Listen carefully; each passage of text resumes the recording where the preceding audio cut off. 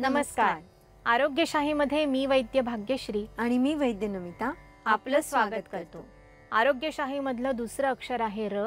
र आहे रेमेडीचा, आरोग्य चांगलं राहण्यासाठी उपयोगी असणाऱ्या आरोग्य उपचाराचा. सध्या अशक्तपणा, थकवा हे एक अगदी कॉमन सिम्पटम झालेलं आहे. वाढतं पोल्युशन, हेक्टिक लाईफस्टाईल, अन्नातील कमी झालेलं न्यूट्रिशन, स्ट्रेस अशी अनेक कारणं त्यामागे असू शकतात.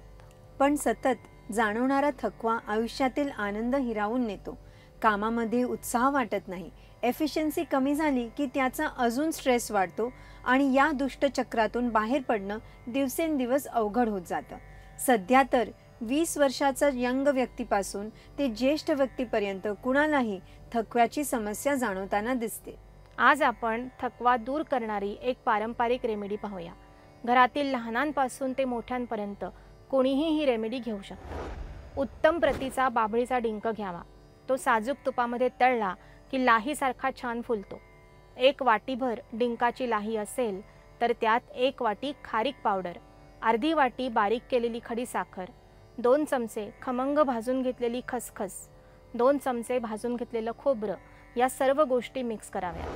आता मिक्सरच्या मदतीने ग्राइंड करून तयार केलेलं चूर्ण एअरटाईट डब्यामध्ये भरून ठेवावं. रोज सकाळी 1 मोठा चमचा भरून हे मिश्रण खावं आणि वरून दूध प्यावं. आहे की नाही अगदी सोपा उपाय. मधुमेह असणाऱ्यांनी यात खडीसाखर थोडी कमी घातली तरी चालेल, पण खडीसाखरेमुळे ही रेमेडी अंगी लागायला चांगली मदत होते असा अनुभव आहे. अधिक चांगला गुण यावा यासाठी यातच पाव चमचा जायफळाची पूड आणि 2 चिमूट केशराची पूड सुद्धा मिसळता येते. 8 ते 10 दिवस नियमितपणे ही रेमेडी घेतली की शक्ती, स्फूर्ती, उत्साहामध्ये नक्की सुधारणा होते असं दिसतं.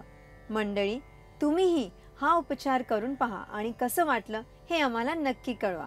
अशाच अजूनही वेगवेगळ्या रेमेडीज जाणून घ्यायच्या असतील तर पाहत रहा आरोग्यशाही लोकशाही मराठीवर.